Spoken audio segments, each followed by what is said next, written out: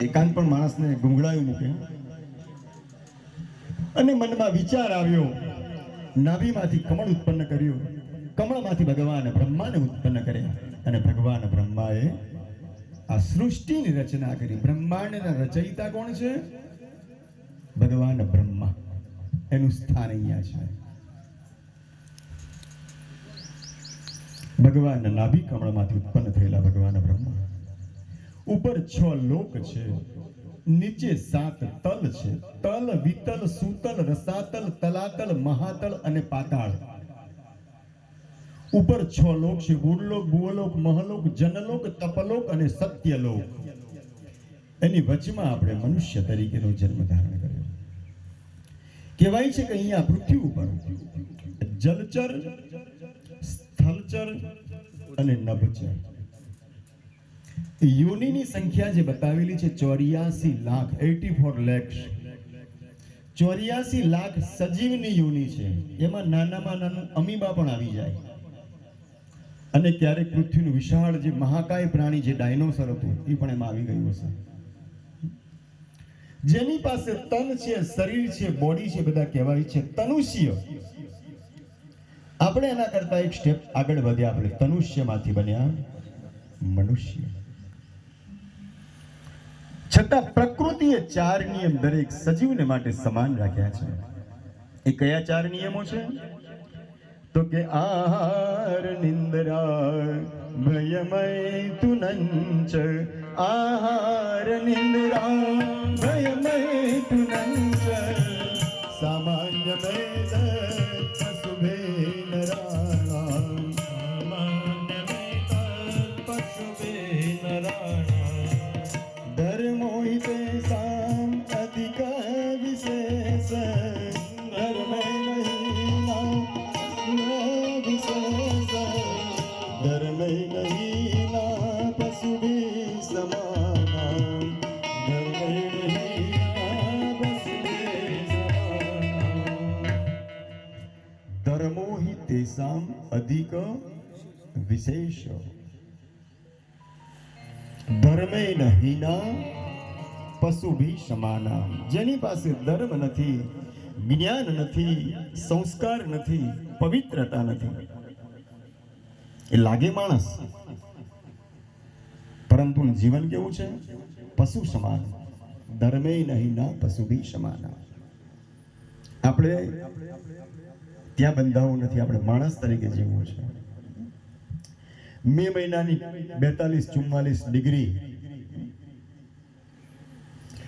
સરસ કોઈ શોરૂમનો માલિક દરવાજા પર બેઠેલા. કાચનો દરવાજો, એસી ચાલે. કોઈક વૃદ્ધ વ્યક્તિ ત્યાંથી પસાર થાય છે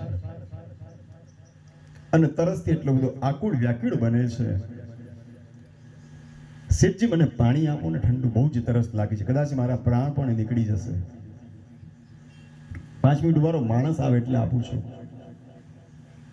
5 મિનિટ થઈ, પેલા વ્યક્તિને તૃષાથી એટલું બધું આકુળ વ્યાકુળ ફરી નોક કરે છે. શેઠજી, મને પાણી આપો ને, બહુ તરસ લાગી છે, કદાચ મારા પ્રાણ ઉભા રહો, હમણાં પેલો માણસ આવે એટલે આપો. 3જી વાર થયું આવું, શેઠજી મને પાણી આપો ને. શેઠ, પેલો માણસ આવે એટલે આપો. ત્યારે પેલા વૃદ્ધે કહ્યું કે તમે 2 મિનિટ માટે માણસ બની જાઓ ને. તમે 2 મિનિટ માટે માણસ બની જાઓ, પછી ભલે તમે એસીમાં બેસી. એટલે આપણે આવા માણસ છે. સામેની લાગણી કે વેદના આપણે સમજી શકતા નથી. આપણે વૈદિક સંતાન છે, પરંતુ વેદ કોણ ભણી શકે? કે જેમાં વેદના છે, જેમાં સંવેદના છુપાયેલી છે. કોઈકના માટે કોઈક ખૂણે જ્યાં લાગણી હોય એને વૈદિક પુત્ર કહેવાય, એને વૈદિક સનાતન ધર્મ કહેવાય. એ સનાતન ધર્મના આપણે બહુ સંરક્ષકો છે. આપણી જે હજારો વર્ષોની પરંપરા છે એના આપણે વાહક બનવાનું છે અને છોડી નથી દેવાનું. આપણી પાસે આ જ છે. પાંડુરંગ દાદા કહેતા હતા કે કદાચ આપણી પાસે ટેકનોલોજી નહીં તો આપણે જાપાનથી મંગાવીશું. દેવર્ષિ, મેડિસિન નહીં હોય તો આપણે અમેરિકાથી મંગાવીશું. પરંતુ સનાતન ધર્મના રક્ષક બ્રાહ્મણો જો આપણી પાસે નહીં હોય તો એ વિશ્વમાં ક્યાંય નહીં મળે. એ માત્ર ને માત્ર અહીંયા છે. તો આપણું પરમ દાયિત્વ છે કે જે પણ બ્રાહ્મણ આપણા પાસે આવ્યો છે એનું આ 2 દિવસમાં યથાયોગ્ય માન અને સન્માન જળવાવું જોઈએ. મેહુલભાઈ, આપણે દરેક બ્રાહ્મણ છે ને આપણું પોતાની મતલબ અસ્તિત્વની લડાઈ છે. આ તો આપણા અસ્તિત્વની જ પૂજા આપણે કરીએ છીએ. આપણા જ સનાતન ધર્મની આપણે પૂજા કરવાની છે, જેના આપણે વાહક બનવાનું છે, જેની પરંપરામાં આપણે જન્મ લીધો છે. તો ચિત્ત વૃત્તિ શાંતિ અર્થમ, ચિત્તની શાંતિને માટે નમસ્કાર કરો. ગુરુજી, શાંતિ માટે